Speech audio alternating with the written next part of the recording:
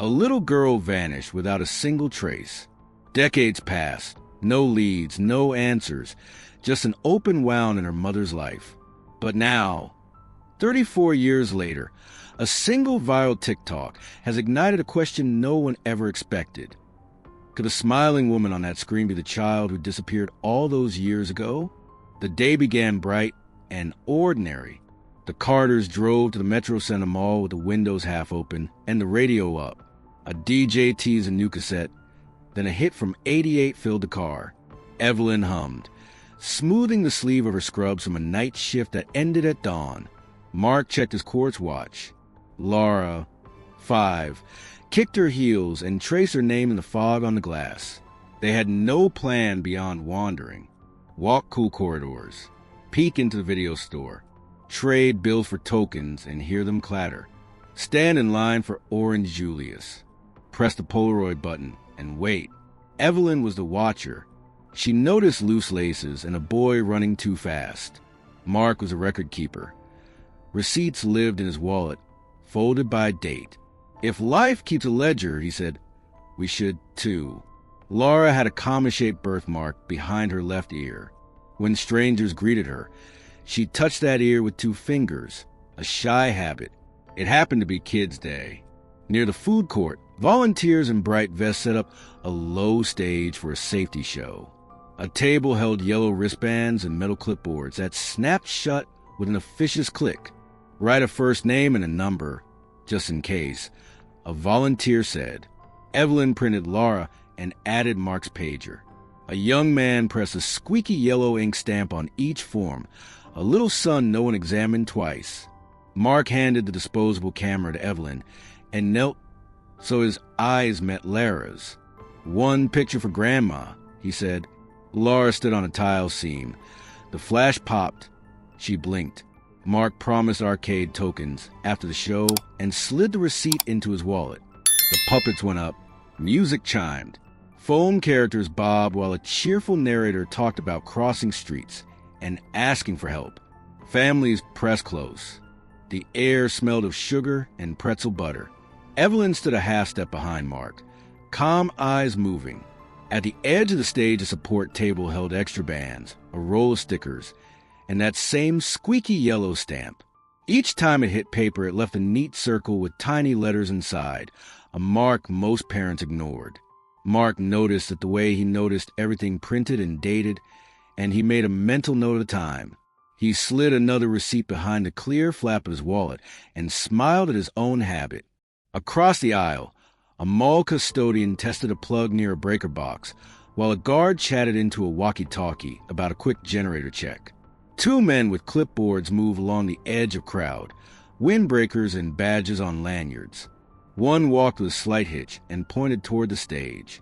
Evelyn noticed the metal shine of his clipboard and filed it under ordinary. Then the light stuttered. A bass note rolled through the floor. Someone said, generator test. 1 minute. Into a radio, and Maul slid into a dimness that was not quite dark and not quite light. The puppets froze. Children laughed because sudden changes are funny until they are not. Evelyn reached for Lara's shoulder. Her hand touched air. The lights returned the way a breath returns after a run. Fast, then steady. The narrator tried a joke. Parents laughed too loudly now. Mark turned left, then right, then down at the tile seam. No Laura, only a yellow wristband on the floor, still closed as if it had never held a wrist. Evelyn picked it up. She pressed the band into her palm until the edges bit hard now. Laura? She called, then again, with the kind of voice that makes strangers look up. Mark checked behind the curtain. A volunteer tried to smile reassurance and failed. Security moved fast. Gates rolled down on the anchor stores. A voice on the PA made calm announcements about doors and exits. The 2 men with clipboards directed a sweep along corridors and restrooms. Evelyn did what she knew. She described. 5 years old. Pink dress. White sneakers with lilac laces. Birthmark like a comma. Mark walked the food court in a tight grid, eyes on the floor and under tables. He saved the orange Julia stub in the photo booth slip. as if paper could stitch the morning. The mall became a map of places where Laura was not. The toy store, the family restroom, the service hallway marked employees only. Evelyn tapped her ring against her watch crystal. 3 small knocks, the habit that kept her from breaking. Mark pointed officers to the folding table where the yellow stamp sat beside a felt pad, leaving pale suns on nothing. Police arrived, blue and red sliding across glass.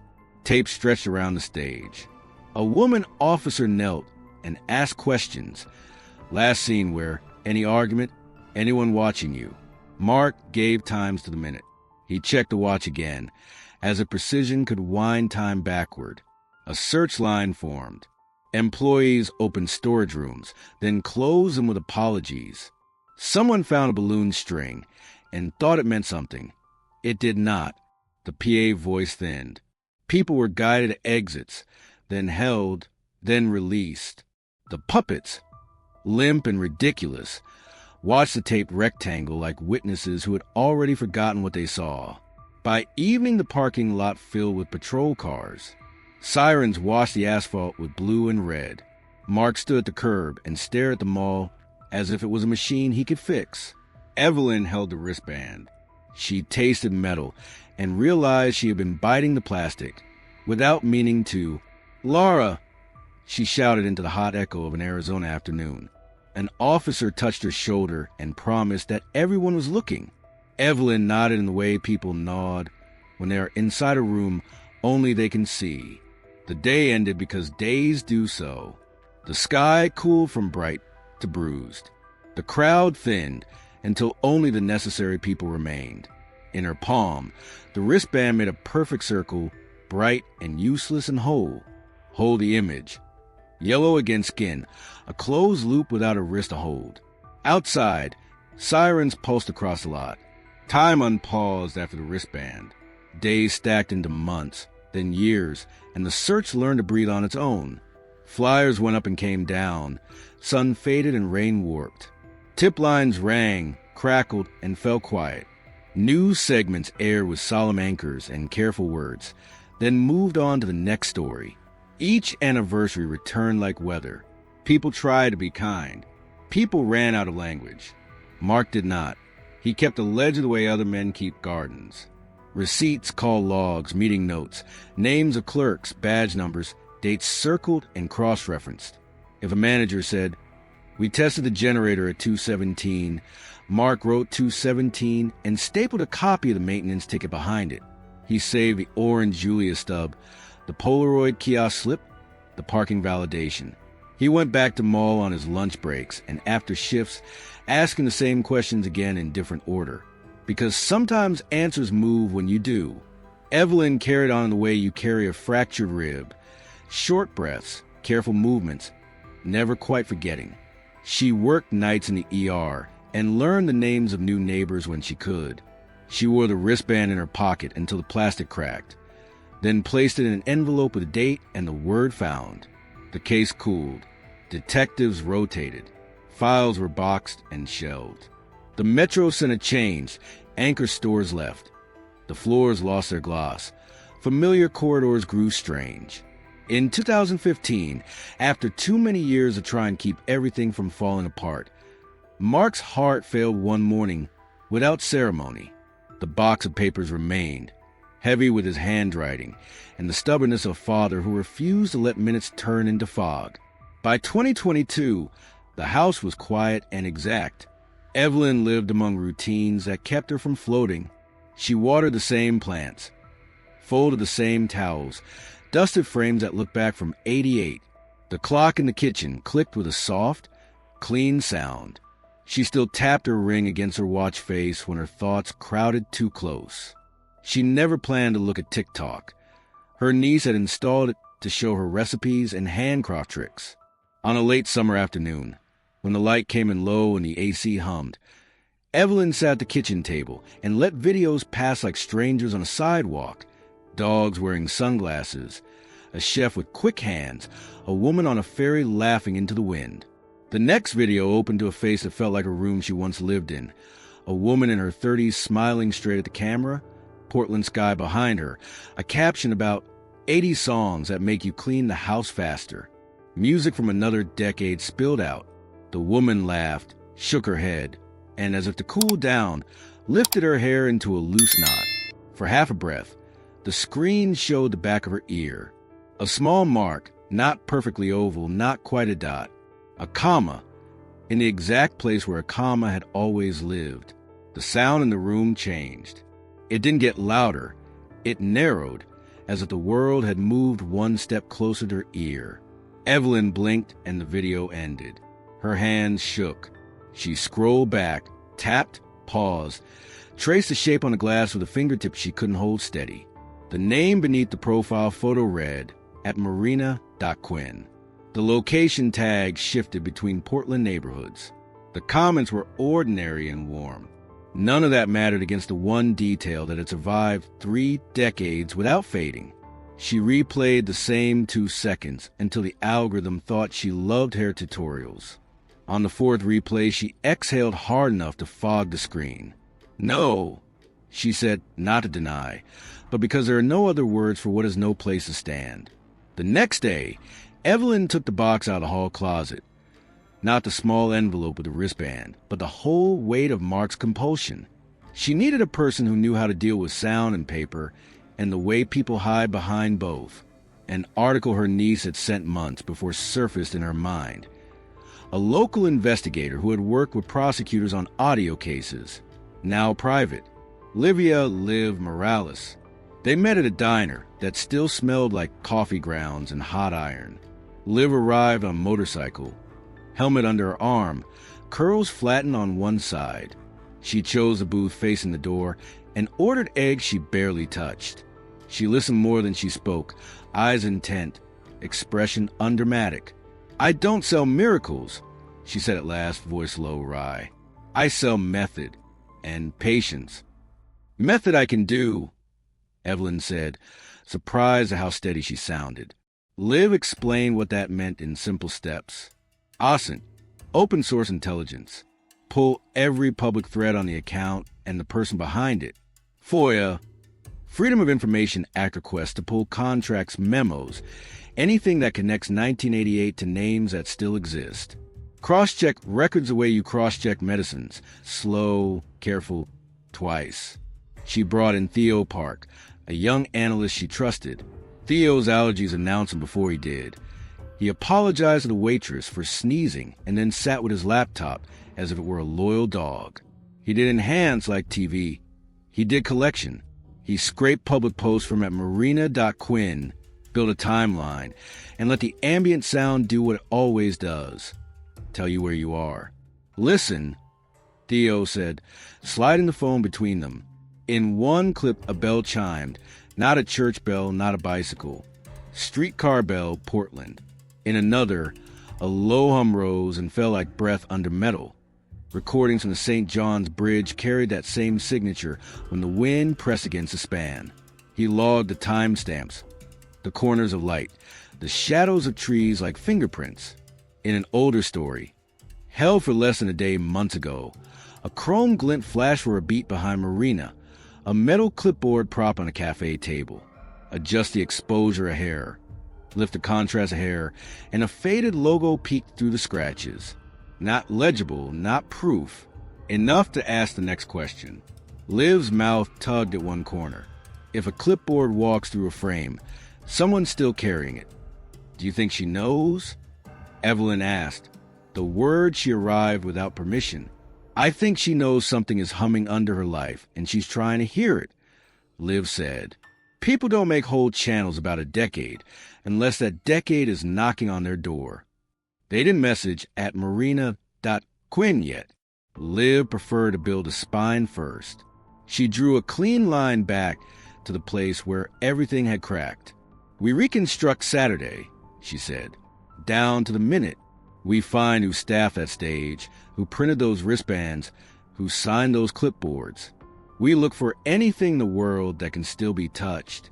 Paper is the only thing that survives, lies better than memory. Evelyn nodded. The words "we" in paper felt like a handrail. She folded the diner receipt and slid it into her wallet as if Mark were watching. Outside, Afternoon heat lay hard on the asphalt. The motorcycle ticked as it cooled. Back at the house, she opened the box and smelled the fine dust of stored air. It held manila folders with dates for names and names for dates. Generator test 217. Security contact C. Ramos. Kids day supplies. Yellow band vendor illegible. Handwriting she knew better than her own. Corner squared. Staple with care. She pressed her fingers into the stack and felt the simple fact of weight. We go to the Metro Center. Liv said, even if it's a ghost of janitors. Evelyn lifted the heaviest folder out and set it on top. Beneath it, in a plastic sleeve, the wristband waited, still bright under the ears. She didn't take it. She didn't need to. She closed the lid. At the door, she paused to lock the deadbolt out of habit, then turned the key back, because returning required exit, not defense. She looked at Liv, at the box in her arms, at the long corridor between then, and now that, for the first time in a long time, didn't feel like a punishment. Let's go back to the start, she said. They stepped onto the porch with the box. The door swung shut behind them with a confident wooden click, the sound of a chapter ending on purpose. The Metro Center was almost gone, but for one more weekend it pretended to be itself. A banner read Goodbye Metro Center in a font that still believed in neon. Food trucks lined a strip of faded asphalt. A cover band played an 80s set a little too slow, a little too proud. Vendors sold mall maps on t-shirts and snow globes with tiny escalators inside. It smelled like sun-on tar and kettle corn. Evelyn, Liv, and Theo walked the perimeter, as if following perimeter could bring back a center. Sections of the show were fenced off. A handful of entrances stood open for nostalgia tours. Former store managers wore laminated alumni badges and told stories that were mostly about light and noise. Evelyn listened, steady, taking in details and letting go of nothing. Near the spot where the food court used to spill into the atrium, a man with a gray mustache sat behind a card table of security patches and old radios. His badge read C. Ramos, the name that lived in Mark's notes.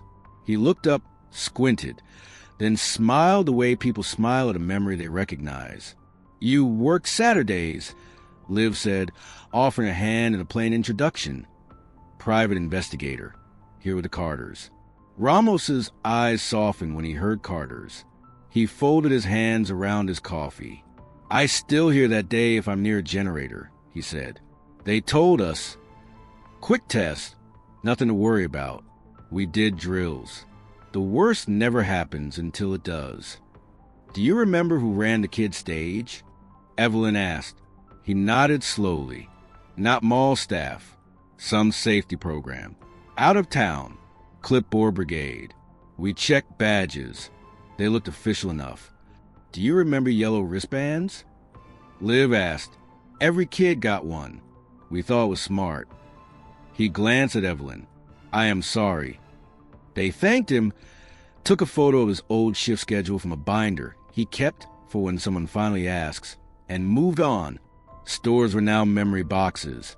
A shoe place that smelled faintly of rubber. A record store with milk crates of sleeves no one bought, because buying would end the museum.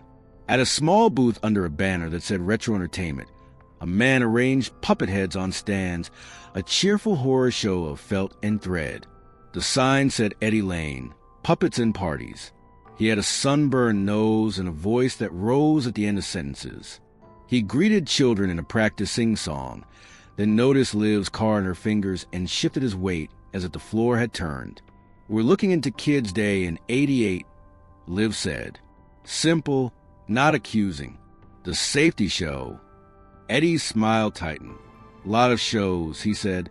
Years of shows. Yellow wristbands, Evelyn said softly. Something happened to his hands. They stopped moving like hands at arranged props and started moving like hands that want to leave.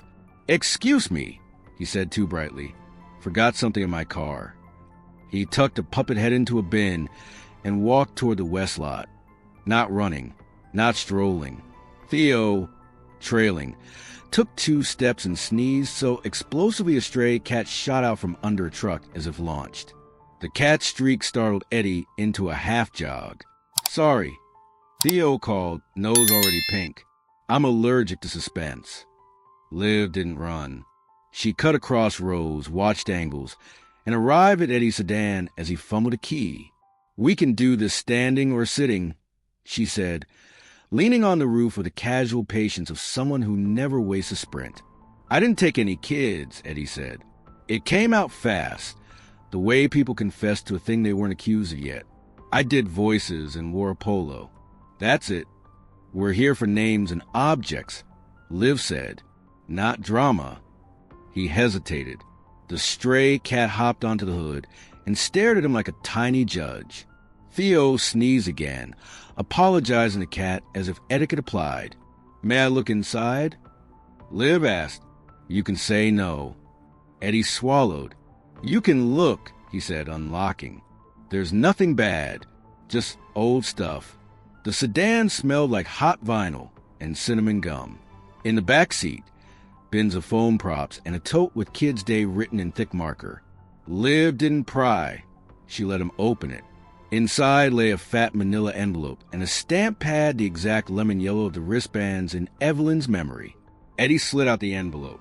"Leftovers," he said, defensive. "I keep things. For craft projects." He flipped the flap.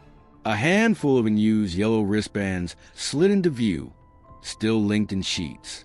Beside them, wrapped in tissue, a rubber stamp with a short wooden handle. Industrial, square, ugly. Liv turned it over with 2 fingers. On the face, reverse and mirror for stamping, neat letters formed a code. NS 88 MCC. The parking lot felt smaller. Theo's camera made a small click as he took a photo. Evelyn didn't breathe for a beat. "What does NS stand for?"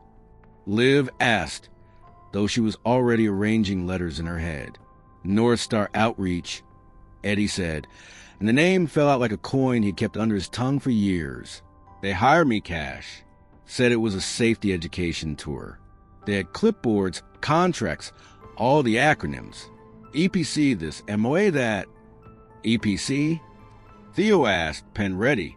"Emergency Protective Custody," Eddie recited, as if from a pamphlet. "But I wasn't part of any custody. I did a puppet voice that told kids to look for a badge." He grimaced. "A lot of good that did." "Who ran the team?" Liv asked. "Guy named Harold. Harold Quill. Walked with a little hitch, like he'd had a knee done. Spoke in letters more than words.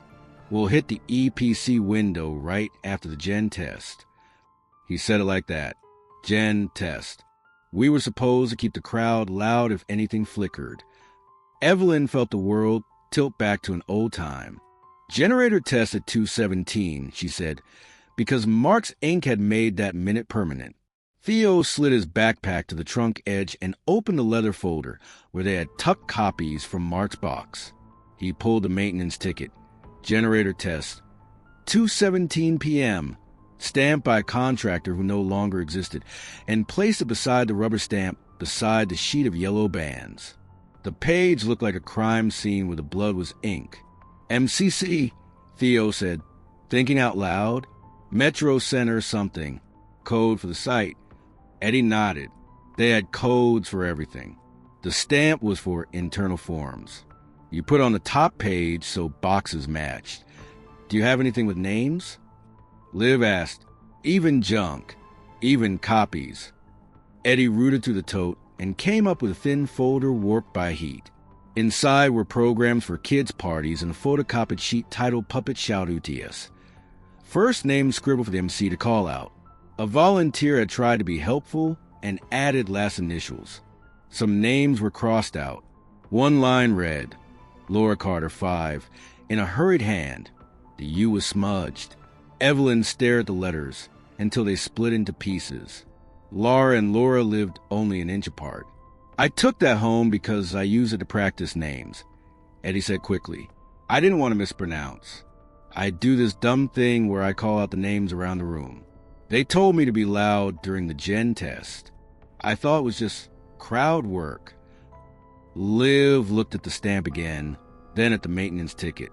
She photographed them together with the date visible in the frame, the way you photograph a birth certificate, and a crib toy in the same shot.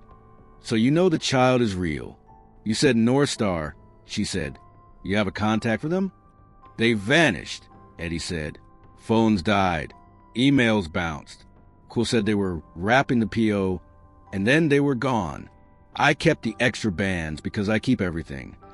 Today that makes you useful, Liv said, almost kindly. They walked him back to his booth. Eddie let them borrow the stamp and one band for an hour to photograph against a neutral background. They returned both with a written receipt. Evelyn thanked him, because gratitude is the only thing you can offer someone who gives you a shape for your grief to fit. In a quiet corner near a dead fountain, they spread their finds on a stone bench. Photo of the NS-88 MCC stamp. Copy of the generator test receipt. The Puppet Shout OUTS sheet with Laura/Lara living side by side in error. Liv drew an arrow from time to code. This is our first real bridge, Theo said softly. Not a hunch. A code that matches a minute. Codes mean contracts, Liv said. Contracts mean paper. If there's paper, there's a trail. She opened her laptop. The mall's guest Wi-Fi was miraculously alive. Liv typed as she spoke, narrating for Evelyn like a nurse announcing each step. We file requests. Federal, state, county, FOIA to agencies that might have contracted North Star for anything involving emergency protective custody between 1986 and 1990. Public records to the city and to the mall's management company for vendor permits on Kids Day.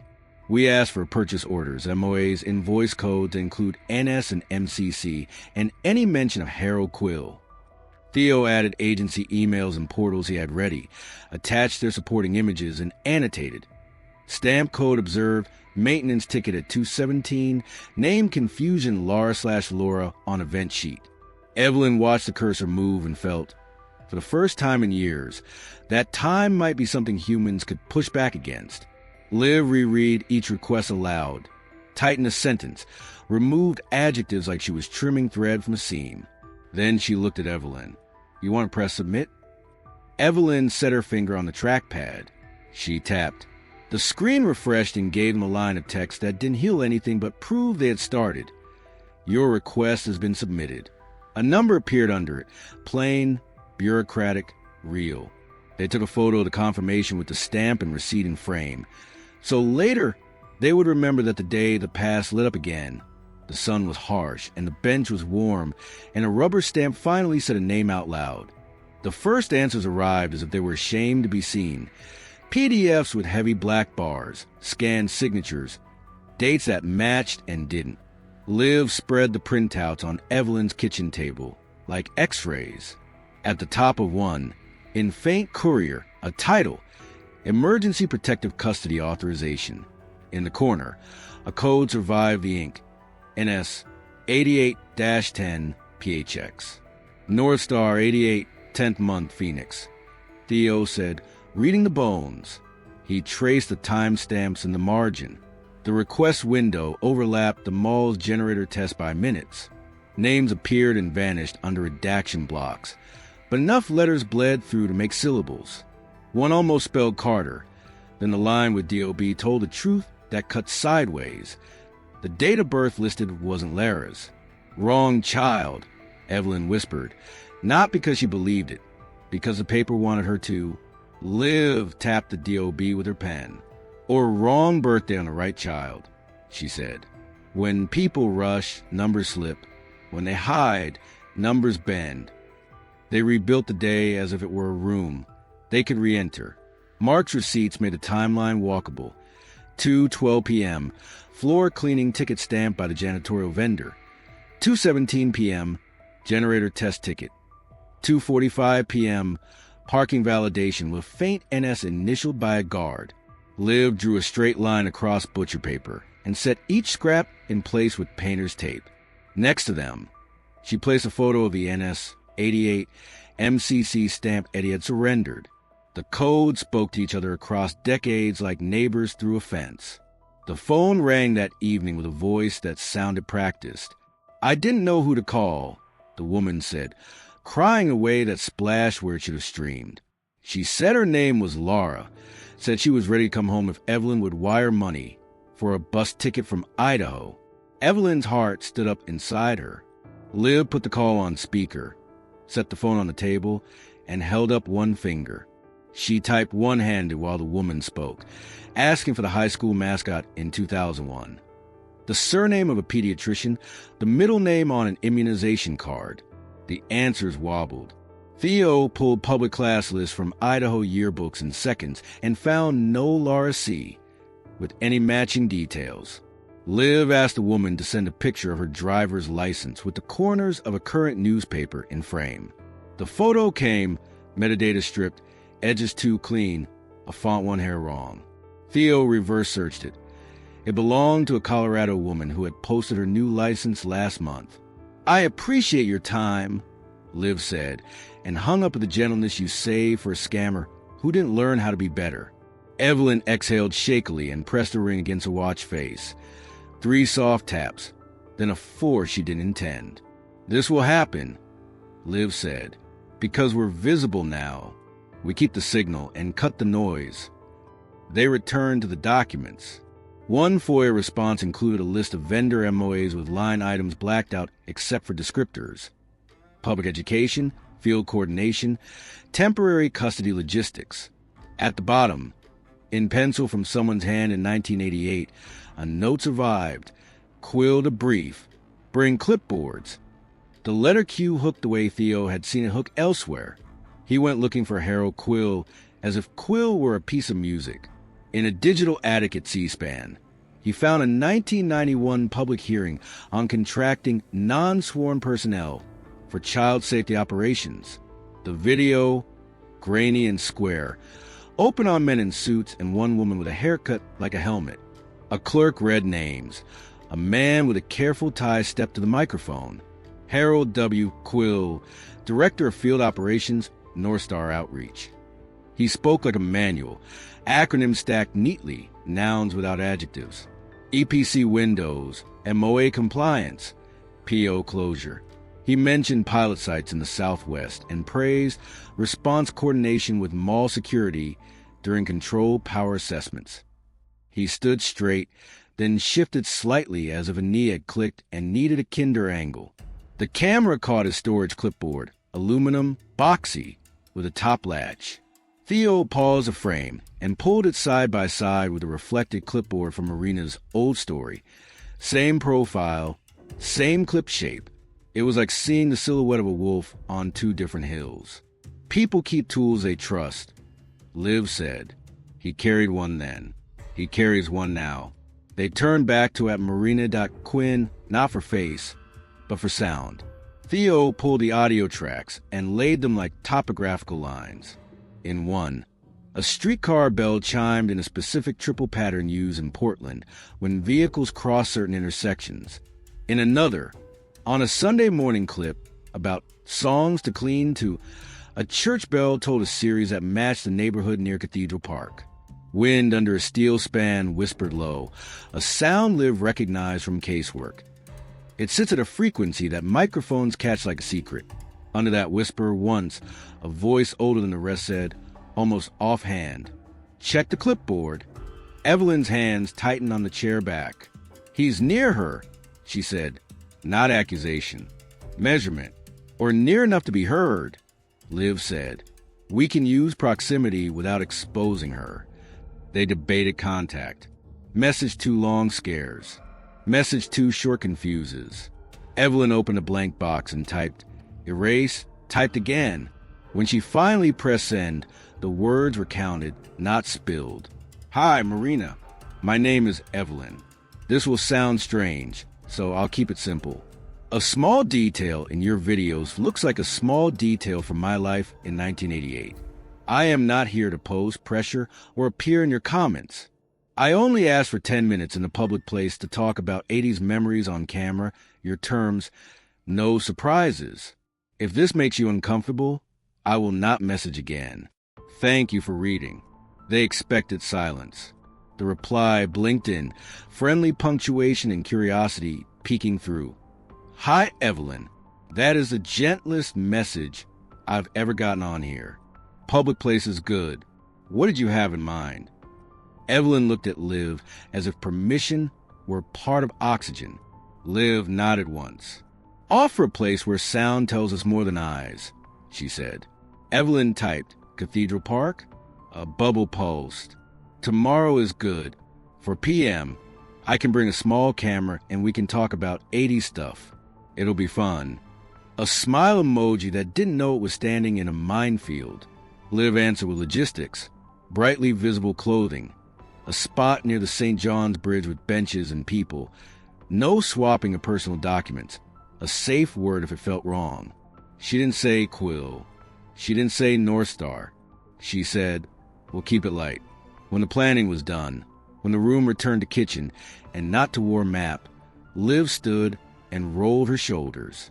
One more pass, she said. Then we sleep? They took a last look at everything on the table. The NS 88-10 PHX code. The maintenance ticket at 217.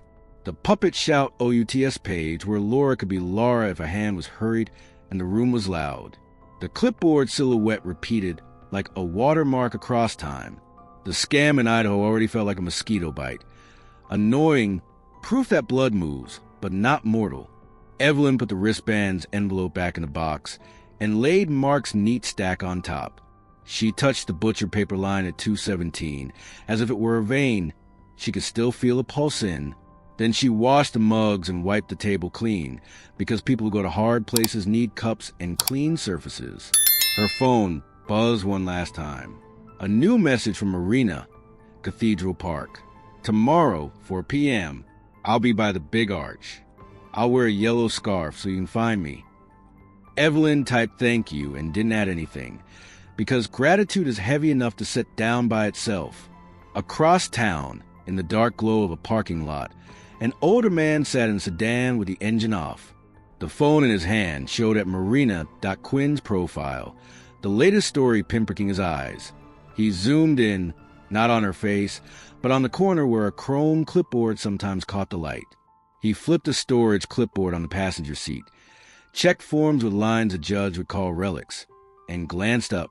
In his windshield, a metal rectangle flashed back the street lamp. On screen, Cathedral Park. Tomorrow, 4 p.m., the chapter ends as the clipboard's reflection burns briefly in the glass. They arrived early, because early gives you room to breathe. Cathedral Park lay cool beneath the green ribs of the St. John's Bridge, the river moving slow, as if it were thinking. A saxophonist tested scales near the steps. Joggers pass with that city half-smile that says, I see you, I won't bother you. Liv scanned the arches, counting exits, noting benches, the way light fell. She ran a hand along the railing, like a person greeting an old friend. I don't do elevators, she said, half to Evelyn, half to the steel above them. Bridges and stairs, those are my business cards. Evelyn smiled despite the thrum in her chest.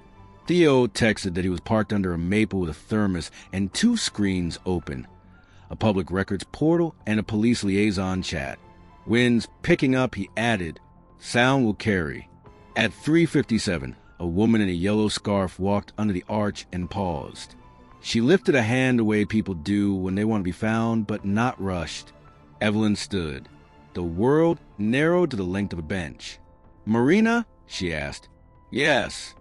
Marina looked from Evelyn to Liv and back again. Her eyes were bright in a way that was not only fear. You brought a friend. I brought a person who helps me not drown, Evelyn said. This is Liv. They kept it simple. The first minute belonged to small things. The weather, the saxophone, the way Portland light goes pale and gold at the edges. Marina set a small camera on her tote. We can talk about 80s stuff, she said. That's still true.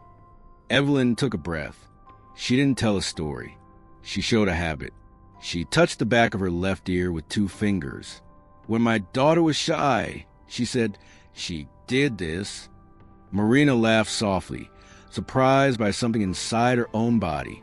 I do that when I don't know what to say, she said, and Without thinking, mirrored the gesture. Her fingers landed on a small mark shaped like a comma. They sat. The moment floated between them, fragile and heavy at once. Liv kept her eyes on periphery. On the far side path, near a trash can, a man lingered the way men linger when they're pretending to wait. Gray hair, pristine windbreaker, a storage clipboard tucked under his arm, as if it were part of his coat. Liv didn't make a show of seeing him. She caught his reflection in Marina's camera screen and let the frame tell the story. "Mr. Quill," she said in a voice that covered only the space it needed to. "We prefer you join us where we can all hear." He hesitated, then obeyed the math of public places. He walked with a small hitch, one careful step, one normal, until he reached a polite distance. Up close, Harold could look like a man who ironed habits. The clipboard's top latch was burnished from years of use. "I don't make a habit of intruding on women in parks," he said, and the sentence had so many trapdoors it might have collapsed by itself. "You make a habit of clipboards," Liv said, "and of acronyms. We'll speak in nouns. North Star, Kids Day, Phoenix, 1988. He glanced at Marina, measuring whether to appeal to her first. She watched him the way you watch a dog you fed for years, and suddenly see is not your dog. Quill exhaled. "We ran safety education. We supported agencies during complicated family situations. Emergency protective custody." Liv said, "Not a question. EPC windows. Amways. Purchase orders. We have your testimony from 91. We have NS 88 MCC stamped on internal forms and a mall generator test at 2:17 p.m. We have a puppet shout-out list with Laura where Laura should be. What we don't have is one true sentence from you." He tightened his jaw. Wind slipped under the bridge and made the saxophonist pause. "There was an order," Quill said finally. Each word sanded the dullness. "An EPC for a child in immediate risk. The name matched. The wristband matched the color code. The birth date." He looked at the river. "The birth date was off, but the pager message we received during the power event contained a correction. We secured the child. We delivered her according to procedure. Then you discovered the mistake," Liv said. "We discovered an ambiguity," he corrected, "and we resolved it on paper. The department had no appetite for scandal. This child, was placed in a stable home through proper channels." He lifted the clipboard an inch, like a priest lifting a book. "Sometimes the right thing looks wrong until you close the file." "Close the file," Marina repeated softly, as if testing how those words fit in a mouth. "You mean my life." Quill spread his hands, an old bureaucrat's absolution. "You're safe, aren't you? Sheltered? Educated? What you do online suggests a healthy adjustment." Evelyn's voice did not rise. "Healthy people don't have to wonder if someone wrote the wrong number and made it their fate." "I'm not here to argue feelings," Quill said. "I am retired. Whatever paperwork errors you think you've assembled are well past any statute. If you have a grievance, file it with a podcast. I won't be a character." Liv's smile was small and carnivorous. "You've already been a voice," she said. 2 months ago, outside a cafe in Nob Hill. Check the clipboard. 4 weeks ago, behind a streetcar bell. You should stop at the 80s videos. We don't need to prove nostalgia harassment to charge coercion. And falsity in public records is not a souvenir, Mr. Quill. It's a crime. The state police would like a word about both." He half-turned as if to go. A uniformed pair had appeared at the far path, not rushing, just present. Quill weighed the odds and tried another exit. "I don't owe you anything. You owe us one honest object," Liv said. "One page that exists in your world, and in ours." He stared at her as if she had spoken an equation he had once solved and forgotten. The clipboard's latch clicked. He sifted through a thin stack and pulled out a carbon copy. Pink paper, edges notched, the kind of thing offices stopped using when screens grew up. Across the top, stamped in the corner, a code, NS 88 MCC. Handwritten lines beneath it. Site log, EPC window 215 to 225, power assessment coordinated. At the bottom, a signature that tried to be anonymous but looped like his name wanted to show. He held it out like a dare. Liv didn't snatch. She let him place it in her hand, then slid it into a clear sleeve without comment. This proves scheduling, Quill said. Not your fairy tale. It proves a bridge between a minute and a code. Liv said, that's all we need today. Marina had been quiet, watching her life rearrange. Now the silence broke. I grew up loved, she said, voice steady and raw. My parents, my other parents, told me I was found. That paper said I was free to be theirs. They are good people. They made me pancakes and came to concerts and didn't understand why bridges made me cry. If what you're saying is true, she looked at Evelyn, and the sentence did not finish, because finishing would make it a wall instead of a door. If it's true, Evelyn said, then it started wrong. Not you, the starting. We can let the right people sort the crimes. We can do one simple thing ourselves. What thing? Marina asked, though she knew. A DNA test, Evelyn said. Not because you owe me, because your question deserves an answer that doesn't wobble. Marina blinked fast, then slower.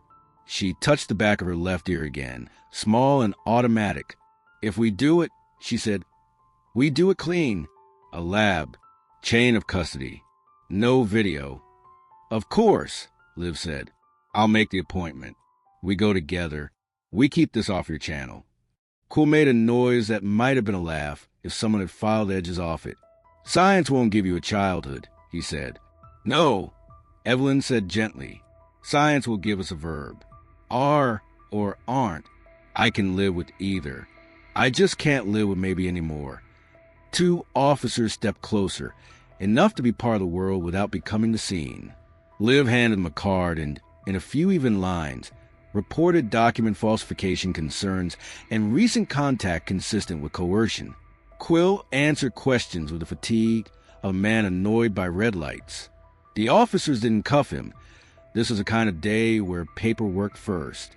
When he finally walked away, the clipboard under his arm like a stubborn organ, the bridge gave a small groan, as if exhaling too. Marina watched him go until he was part of the afternoon and not a person. They sat again. The saxophonist slid into something tender. Theo texted, Lab can take you at 6 today. Cheek swabs. Chain intact. Results in days. He added a sneeze emoji he would never, ever use out loud. Okay, Marina said. We do it. They drove to the lab in separate cars. Forms, gloves, a swab that felt more ceremonial than scientific. The technician was kind without being curious. She had the face of a person who holds other people's fear all day and knows not to touch it. They left with bandage dots on their arms, even though their cheeks were the only things used, because someone had believed in letting people leave patched. Back at the park, evening pressed in. Doing nothing felt impossible. Doing everything felt wrong. Liv drew a line to the next step before dread could settle. He follows your channel, she told Marina. He follows sound. We can use that without saying his name. Do alive? Marina asked, brow lifting. A short one, Liv said. On the St. John's Bridge. Public. Innocent topic. We'll coordinate with the state police to be in the area. Theo will monitor accounts that historically watch you. If Quill or his old colleagues want to manage the narrative, they'll show up, even if only in the chat. That's not entrapment. That's weather. We will not accuse. We will not ambush. We will let proximity talk. Evelyn ran her thumb along the paper sleeve with the carbon copy inside. We're asking the past to walk into the light, she said. One more time. Marina opened her app. Her hands were steady now, a surprise to all three of them. She selected Go Live, set the title to something soft, 80 songs under a bridge, and chose Schedule. The cursor blinked in the date field. They picked tomorrow.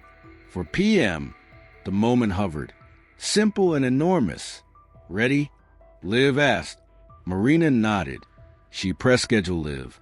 The screen confirmed it with a clean blue check, and the chapter stopped right there, on that small act that would make the next day impossible to ignore. Preparation was a list on a phone. Theo set alerts for burner accounts that always watch Marina's lives, the ones with no profile photos and numbers for names. He opened a police liaison chat in a separate window and tested a phrase they had agreed on if things move fast. Liv called the state police, confirmed units would be nearby but out of frame, and sent a short brief. No accusations on camera, no names, no traps, just a public broadcast where proximity might speak. Evelyn wrote a few lines she could say without shaking, the kind of words that don't point fingers but invite memory. Songs our mothers cling to, the way bridges hold wind, little habits we keep from childhood. At 3:59 p.m., the St. John's Bridge held its breath. Marina fixed her phone to a tiny tripod on the railing, angled so the emerald arch framed sky and river. Evelyn stood just outside the shot. Liv leaned on the balustrade with sunglasses that watched more than they hid. Theo texted, "Shadow accounts online. At least 3 from Quill's old orbit. One looks like a login he used to test hearings in '91. Same handle style, different numbers." Marina tapped go live. The number ticked upward, 30, 100, 300. Comments spilling with hearts and hellos and played Take On Me. Marina smiled into the lens with a steadiness she had earned. "Hi, friends. Today, 80 songs under a bridge, and why certain sounds live forever." Evelyn read her tiny text when Marina nodded. "I grew up in Phoenix," she said gently, voice outside the camera's frame. Malls had food courts, bells, paper wristbands for kids' events. We had habits we didn't know were habits, like touching our ear when we were shy. She did not say names. She did not say year. She let the past hum without spelling it. Liv waited 2 minutes, then typed a question in the chat from an account no one knew. Random nerd question in 88 safety demos out west. What color code did teens use for ages 5 to 7? Asking because a friend remembers yellow. Someone else says green. It was a small door only an insider would see as a door. The chat riffed. Yellow for mustard, right? Until a new comment appeared, crisp grammar, clip punctuation, the tone of manual walking. Yellow bands for 5 to 7 in Southwest pilot sites. Green only in later phases. Source, field protocols. The handle was almost boring. HWQ_field ops, followed by numbers that meant nothing unless you knew their shape. Liv didn't look at Evelyn. She typed another harmless query. Would EPC windows ever overlap with a generator test? Seems dangerous. The answer came fast. Overlap was coordinated. Crowd engagement increased to mass disruptions. This is off topic. "Hello, Harold." Liv said, still off camera, still low. Marina kept her smile for the lens, talking about a song her mother loved. The Liv's audio carried Evelyn's soft chuckle like it carried wind. A figure separated from the strolling crowd at the far end of the span.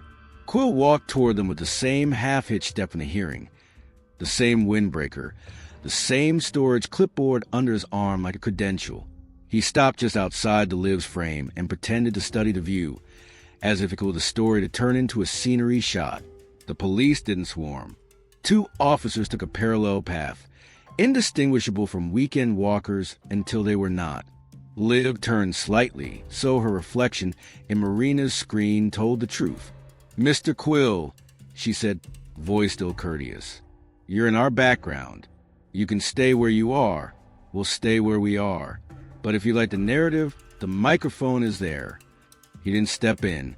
He tried to exit, pivoting on a heel already angled away. The motion tipped his clipboard enough to flash the contents. Thin, aging printouts with indexing tabs. The top page had a grid of codes and years. Emergency protective custody, site logs, 1986 to 1990. The corner bore a stamp mark faded but legible if you wanted to believe. NS. The wind flipped the page, and names peered out from under time. The nearest officer's voice was easy. "Sir, may we speak with you about those documents?" Quill said he was retired. The officer said retirement doesn't change laws about retention and tampering. Liv did not film. Marina kept talking about bridges, her tone calm and true, as if she weren't standing between old harm and new air. Quill clutched the clipboard tighter. Training notes, he said. Personal property. Public records don't become personal because they age. Liv said. Especially not when they include names that never asked to be written in your hand. He took another step. The second officer positioned himself gently, like a door that closes softly but completely. Theo's text bubbled up. We have screen captures of the chat alias acknowledging protocols. Time stamped. Liv nodded once, barely. Mr. Quill, the first officer said, now formal. We're going to ask you to come with us and answer some questions about falsification, coercion, and the custody of these records. The moment didn't cheer. It didn't explode. It clicked like a latch finding its place. Quill's shoulders fell a fraction. Then he nodded in the manner of men who choose compliance so they can call it civility. He handed over the clipboard with the reluctance of someone surrendering a limb. A clear evidence sleeve opened like a new rule. Marina ended the live with a thank you and a wave that didn't shake. The comments scrolled into silence. The view returned to river and arch. They stood without speaking for a while. The bridge hummed. Somewhere below, a boat made a sound like a long sigh. When Marina finally turned from the rail, her face was both older and lighter. I don't hate him, she said, surprising herself. I hate the way paper lets people pretend a life is a form. We'll let paper clean it, Liv said. The right kind this time. Evelyn pressed her ring softly against her watch. 3 knocks, not to stave off panic now, but to mark a moment. There's one more thing we can do that belongs to us, she said. They returned to the lab for a confirmatory DNA test, this time under tighter protocols and official oversight. Swabs, seals, and signatures were completed in silence, the sample locked away like a promise that couldn't be rushed. The days that followed felt heavy with anticipation. Evelyn busied herself with errands she didn't finish. Marina posted a recipe she never made. Liv worked late into the night. Theo sent light-hearted updates to break the tension. On Tuesday, the call came. The probability of maternity exceeds 99.99%. The result didn't just fall, it landed. Evelyn sat on the kitchen floor in shock. Minutes later, Marina arrived, and without words, they both instinctively touched the back of their left ears, laughing and crying together. In a quiet riverside park, they spoke about what came next. Marina didn't want to erase the family who had raised her. Evelyn assured her both truths could coexist.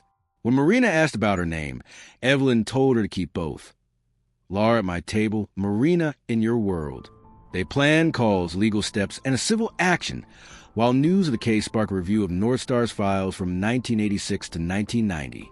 That evening, they walked along the riverfront arm in arm, passing a street musician playing a song from 1988. The camera could fade there, on 2 silhouettes walking in step. As the voiceover says, some mistakes, time does not erase. But truth, when it arrives, learns to say our names.